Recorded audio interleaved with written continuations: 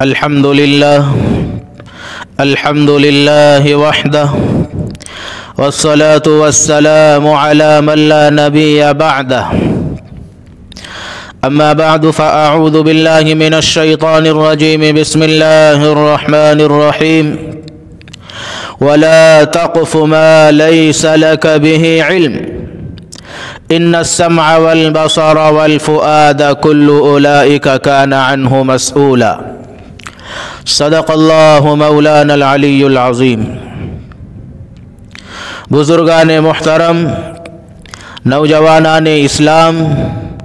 اور عزیز دینی ساتھیوں، آج کی ہماری مجلس کا موضوع سوشل میڈیا کا استعمال اور اس کے مثبت اور منفی پہلو۔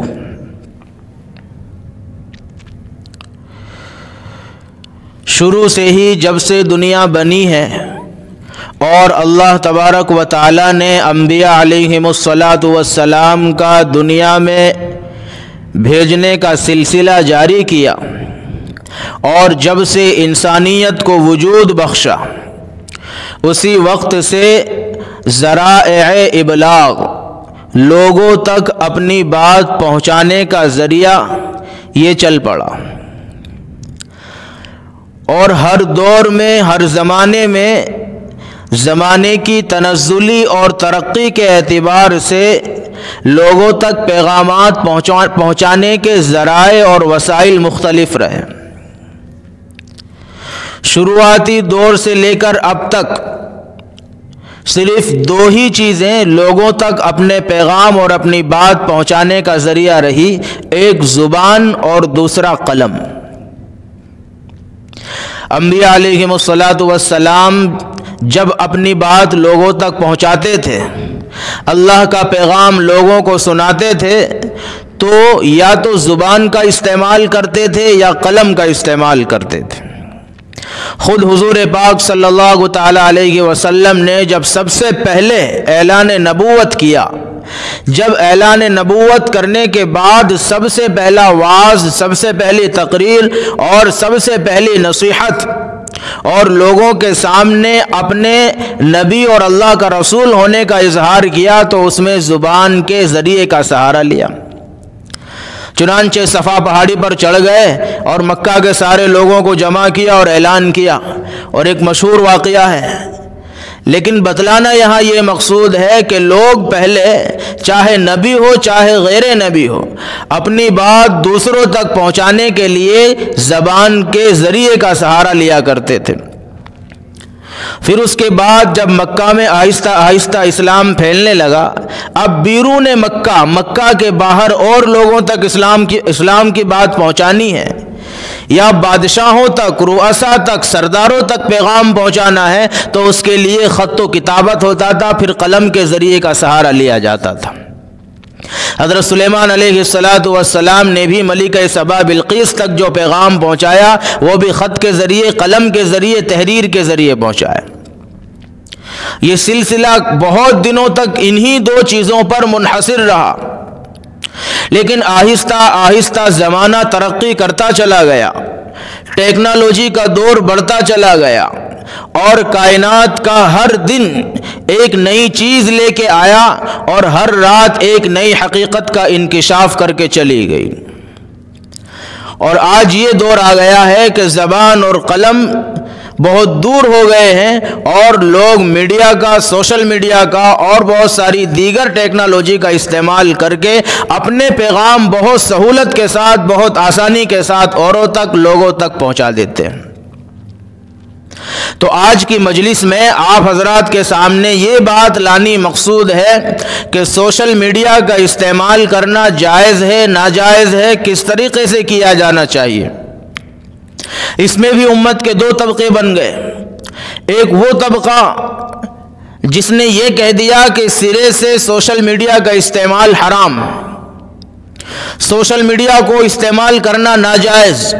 چونکہ اس میں تصویریں شیئر کی جاتی ہیں، اس میں ویڈیو بنائی جاتی ہے، اس میں فحش مواد بھی آتا ہے، اس میں غیر اخلاقی چیزیں بھی آتی ہیں، لہذا اس سے دور رہنا ضروری ہے اور اس میں داخلہ لینا ناجائز اور حرام ہے۔ دوسری طرف وہ طبقہ پیدا ہو گیا جو یہ کہنے لگا کہ سوشل میڈیا مکمل طریقے سے جائز ہے، الف سے لے کے یا تک اور اے سے لے کے زیڈ تک، جیسی چاہے جیسی مرضی ہو اس کا استعمال کیا جا سکتا ہے۔ ایک طبقہ افراد کا شکار بنا، دوسرا طبقہ تفرید کا شکار بنا، ایک طبقے نے غلو کر دیا اور دوسرے طبقے نے حد سے زیادہ کمی اختیار کر لی۔ ان دونوں کے بیچ ایک راستہ اور ہے جس کا نام ہے اعتدال کا راستہ، جو افراد اور تفرید کے بیچ کا راستہ ہے۔ وہ یہ ہے کہ سوشل میڈیا کا صحیح استعمال ہے تو جائز ہے اور سوشل میڈیا کا غلط استعمال ہے تو ناجائز ہے۔ تین طرح کی میڈیا ہمارے یہاں متعارف ہے۔ پہلی پرنٹ میڈیا، دوسری الیکٹرانک میڈیا اور تیسری سوشل میڈیا۔ پرنٹ میڈیا جس میں تحریری شکل میں پیغام پہنچایا جاتا ہے، جس میں کتابت کی شکل میں پیغام پہنچایا جاتا ہے، جس میں لکھ کر پیغام پہنچایا جاتا ہے، اس میں رسائل شامل ہیں، اس میں جرائد شامل ہیں، اس میں کتابیں اور صحیفے شامل ہیں اور اس میں پیمفلیٹ شامل ہیں۔ اور دوسری الیکٹرانک میڈیا جس میں برقی توانائی کا استعمال ہوتا ہے، بجلی کا استعمال ہوتا ہے،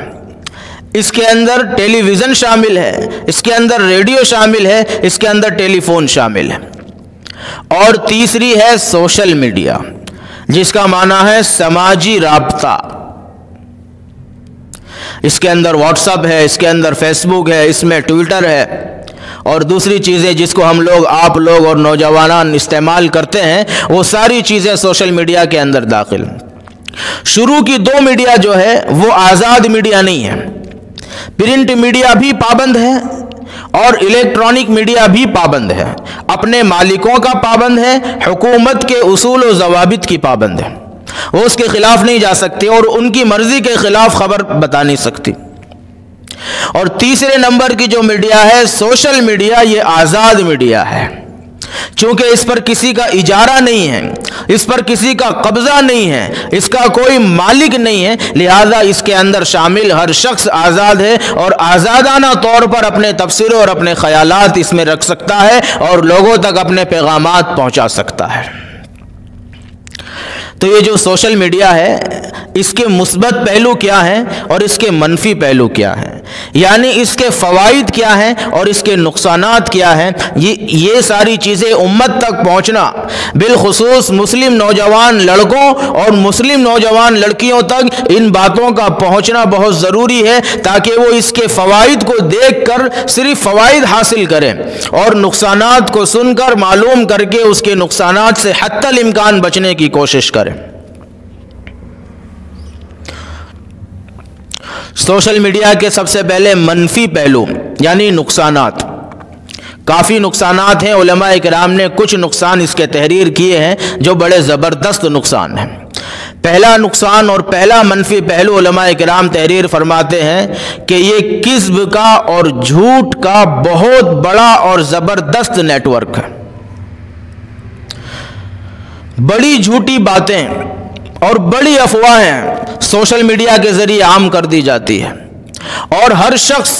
بغیر کسی تحقیق کے، بغیر کسی تفتیش کے ہر آنے جانے والی پوسٹ کو فارورڈ کر دیتا ہے، واٹس ایپ پر بھی، فیس بک پر بھی، یوٹیوب پر بھی، بس وہ چیز وائرل ہونا ضروری ہے۔ 8-10 گروپ کے اندر گھوم گئی،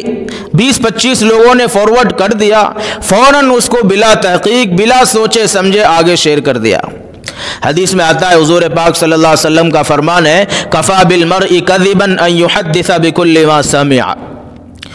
آدمی کے جھوٹا ہونے کے لیے کافی ہے کہ ہر سنی سنائی بات کو آگے چلا دے۔ آدمی کے جھوٹا ہونے کے لیے کافی ہے ہر سنی سنائی بات کو آگے چلا دے، اور آج یہی ہو رہا ہے۔ کوئی تحقیق نہیں، کوئی تفتیش نہیں، کوئی ریسرچ نہیں، بس بات چلی آ گئی اور اس کو فوراً، بہت سے لوگ اس کو پڑھتے بھی نہیں ہیں، بہت سے لوگ اس کو پورا دیکھتے بھی نہیں ہیں، 2-4 لائن پڑھی لگا کہ ہاں مزے کی بات ہے، اس کو آگے شیئر کر دیا۔ قرآن کریم کہتا ہے یا ایھا الذین آمنوا ان جاءکم فاسق بنبأ فتبینوا،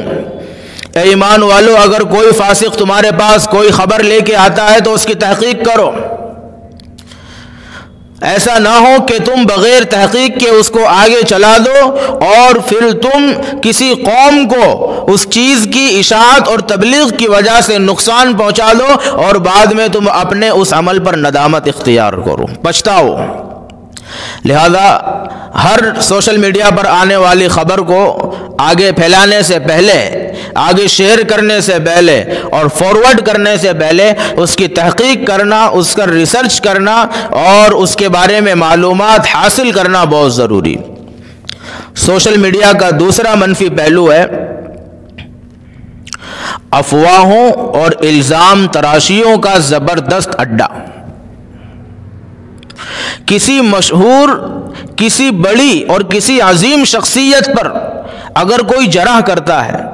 اگر کوئی ان کو تنقید کا نشانہ بناتا ہے، اگر ان کو کوئی مورد الزام ٹھہراتا ہے اور اس طرح کی پوسٹ اگر آتی ہے تو فوراً اس پر ایک آگ لگ جاتی ہے اور آنکھ بند کر اس کو آگے بھیجا جاتا ہے۔ کیوں؟ کیونکہ اس کے اندر ایک بڑی عظیم الشان شخصیت کو نشانہ بنایا گیا ہے، لہذا ان کی شخصیت کو مجروح کیا جائے، لہذا ان کے بڑے قد کو چھوٹا کیا جائے، لہذا ان کی شہرت کو بدنامی میں بدلا جائے۔ حسد کی وجہ سے، جلن کی وجہ سے ہر عام خاص اس کے اندر حصہ لیتا ہے اور ان کی شان میں گستاخی کی ہوئی پوسٹ کو ہر شخص آگے شیئر کرتا چلا جاتا ہے۔ اگر واقعتاً اس پوسٹ کے اندر وہ چیز ہے جو ان شخصیت کے بارے میں بتائی گئی ہے، وہ برائی، وہ کمی، وہ کوتاہی شخصیت میں موجود ہے، اس کے باوجود بھی اس پوسٹ کو شیئر کرنا، اس ویڈیو کو آگے پھیلانا، اس میسیج کو فارورڈ کرنا پھر بھی ناجائز، یہ غیبت کے زمرے میں آ جاتا ہے۔ غیبت کی تعریف کیا ہے؟ صحابی نے حضور پاک صلی اللہ علیہ وسلم سے پوچھا کہ اگر کسی شخص کے اندر کوئی عیب پایا جائے پھر اس عیب کا ہم کسی سے تذکرہ کریں، کیا جب بھی یہ غیبت کہلائے گا؟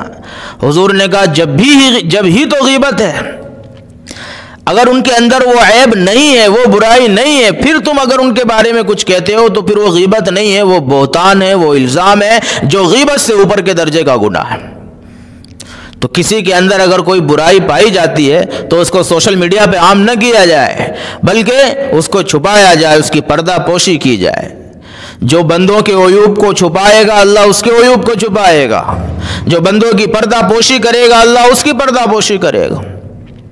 تو یہ دوسرا بڑا منفی پہلو ہے سوشل میڈیا کا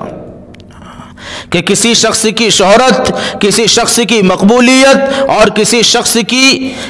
عظمت لوگوں کو ہضم نہیں ہوتی، لوگوں کو پسند نہیں آتی، پھر کیا کرتے ہیں؟ ان کی کمیوں کو تلاش کرتے ہیں اور پھر اس کو سوشل میڈیا پر ڈالتے ہیں تاکہ یہ شخص مجروح ہو جائے، اس کی شہرت، اس کی نیک نامی بدنامی کے اندر تبدیل ہو جائے۔ سوشل میڈیا کا تیسرا بڑا منفی پہلو ہے کہ یہ فحش مواد کی جڑ ہے۔ سوشل میڈیا پر جتنی فحاشی، جتنی عریانیت، جتنے ننگے ناچ اور جتنی انسانی اور اخلاقی اقدار کی خلاف ورزی والے مواد سوشل میڈیا سے وائرل کیے جاتے ہیں، پھیلائے جاتے ہیں، نشر کیے جاتے ہیں، شائع کیے جاتے ہیں، اتنے کسی اور ذریعے سے، کسی اور وسیلے سے نہیں پہنچتے۔ پہلے تو یہ ہوتا تھا کہ لوگ گناہ چھپ کے کرتے تھے اور پھر اس میں بھی ڈرتے تھے کہ گناہ کر لیا کیا پتہ اب کیا انجام ہو، لیکن اب تو یہ دور آ چکا ہے کہ لوگوں کو کھل کے گناہ کرنے کا ایک بہترین پلیٹ فارم مل چکا ہے، کھل کے ناچنے کا بہترین پلیٹ فارم مل چکا ہے۔ اچھی گھرانے کی امیر ترین لڑکیاں، عصری تعلیم یافتہ لڑکیاں ویڈیو بناتی ہیں ناچ کے، ڈانس کے، رقص کرتے ہوئے اور گانے گاتے ہوئے، اور پھر اس ویڈیو کو بڑے فخریہ انداز میں، بڑے شوقیہ انداز میں وائرل کرتی ہے یوٹیوب کے اوپر، ٹک ٹاک کے اوپر اور اس جیسے دوسرے ایپس کے اوپر۔ پھر اس پر لائکیں بٹورتی ہیں، پھر اس پر کمنٹس بٹورتی ہے، پھر اس پر ناز کرتی ہے، فخر کرتی ہے۔ یہی کام آج سے 100 سال پہلے جب مجرا کرنے والی عورتیں کرتی تھی اور جب کلبوں میں ڈانس کرنے والی لڑکیاں کرتی تھی تو ان کو حقارت کی نظر سے لوگ دیکھتے تھے، ان کو لوگ نیچے کے طبقے کی نظر سے دیکھتے تھے، ان کے ساتھ فوٹو کھنچانا، ان کے ساتھ کھڑے ہونا لوگ اس کو پسند نہیں کرتے تھے، گوارا نہیں کرتے تھے کہ لوگ کیا کہیں گے، سماج میں ہماری بے عزتی ہو جائے گی، ہماری قدر اور ہماری عزت گھٹ جائے گی، ہماری ناک کٹ جائے گی کہ ڈانس کرنے والی کے ساتھ گھومتا ہے، رقص کرنے والی کے ساتھ رقص کرتا ہے۔ آج وہی ڈانس کرنے والی کوٹھے سے نکل کے اسٹیج پہ آ گئی تو بڑی عظمت والی بن گئی، بڑے فخر والی بن گئی، بڑے ناز والی بن گئی۔ وہی ڈانس کرنے والی جھوپڑی سے نکل کے اگر بنگلے میں آ گئی تو پھر وہ فخریہ ڈانسر بن گئی،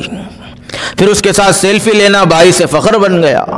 پھر اس کا سائن لینا، اس کی دستخط لینا باعث فخر بن گیا، پھر اس کے ساتھ گھومنا اور اس کے ساتھ 1-2 منٹ کا وقت گزار لینا زندگی کا مقصد بن گیا۔ یہ ہماری ترقی کا زنا اور ترقی کی حقیقت ہے۔ تو سوشل میڈیا کا جو منفی پہلو ہے تیسرے نمبر کا، وہ ہے فحش مواد کی جڑ۔ ہر طرح کا مواد آپ کو سوشل میڈیا کے اوپر مل جائے گا۔ اور چوتھا منفی پہلو سوشل میڈیا کا ہے سماجی ربط ختم۔ ذاتی طور پہ جب لوگ ایک دوسرے سے پہلے ملتے تھے، سلام دعا ہوتی تھی، تعلقات بنتے تھے، ایک دوسرے کے پاس بیٹھ کے وقت خرچ ہوتا تھا اور بہت ساری چیزوں پر تبصرہ ہوتا تھا، اب وہ سسٹم سوشل میڈیا کے ذریعے ختم ہو گیا۔ اب ذاتی طور پر کسی کو کسی کے ساتھ ملنے کا، وقت خرچ کرنے کا کوئی وقت نہیں ہے۔ اب ہر شخص یہ چاہتا ہے کہ بس سوشل میڈیا کے اندر لگا رہے، پڑوسیوں کے حقوق، دوستوں کے حقوق، رشتہ داروں کے حقوق، گھر والوں کے حقوق، سب کے سب سوشل میڈیا کی نظر۔ یہ اس کا بڑا منفی پہلو ہے اور بڑا نقصان ہے۔ اور پانچواں اور آخری جو سوشل میڈیا کا منفی پہلو ہے وہ ہے ضیاع وقت، وقت کا ضائع کرنا، بڑا زبردست نقصان ہے۔ بڑا ایک نوجوانوں کا طبقہ ہے جو سوشل میڈیا کے اندر جب لگنا شروع ہوتا ہے، کب صبح ہوتی ہے، کب دوپہر ہوتی ہے، کب شام ہوتی ہے اور کب رات ہوتی ہے، کسی کو کچھ نہیں پتا۔ کب کھانا ہے، کب سونا ہے، کب کس سے ملنا ہے اور کب کام کرنا ہے۔ سوشل میڈیا کا سمندر اتنا عمیق اور اتنا گہرا ہے کہ آدمی اس کے اندر گھستا چلا جاتا ہے، نہ اس کو اوپر کی پتہ نہ اس کو نیچے کا پتہ۔ جبکہ وقت کے بارے میں تو کئی احادیث موجود ہیں اور علماء کرام کے اقوال زرین بھی وقت کی فضیلت پر اور وقت کو ضائع کرنے کے نقصانات کے اوپر موجود ہیں۔ دوسری جو اہم بات ہے وہ ہے کہ سوشل میڈیا کے فوائد کیا ہیں۔ یہ تو تھے سوشل میڈیا کے نقصانات۔ سوشل میڈیا کے کچھ فائدے بھی ہیں۔ سوشل میڈیا کا پہلا فائدہ ہے کہ سوشل میڈیا اسلام کی ترویج میں، اسلام کی نشر و اشاعت میں اور اسلام کے پھیلانے کا بہترین ذریعہ ہے۔ پہلے لوگوں کے پاس جا کے اسلام بتایا جاتا تھا، اسلام سمجھایا جاتا تھا، اس میں کوئی کہیں مل رہا ہے، کوئی کہیں مل رہا ہے، ایک شخص تک پہنچنے میں کئی گھنٹے خرچ ہو جاتے تھے۔ لیکن یہ سوشل میڈیا کا پلیٹ فارم ایک ایسا پلیٹ فارم ہے کہ جس کے اندر آدمی اپنی بات کو ایک ہی جگہ پر بیٹھ کر سینکڑوں نہیں بلکہ ہزاروں نہیں بلکہ لاکھوں لوگوں تک ایک وقت میں پہنچا سکتا ہے دین کا پیغام، دین کی بات۔ یہ اس کا مثبت پہلو ہے اور یہ اس کا ایک فائدہ ہے۔ دوسرا سوشل میڈیا کا پہلو اور دوسرا سوشل میڈیا کا فائدہ وہ یہ ہے کہ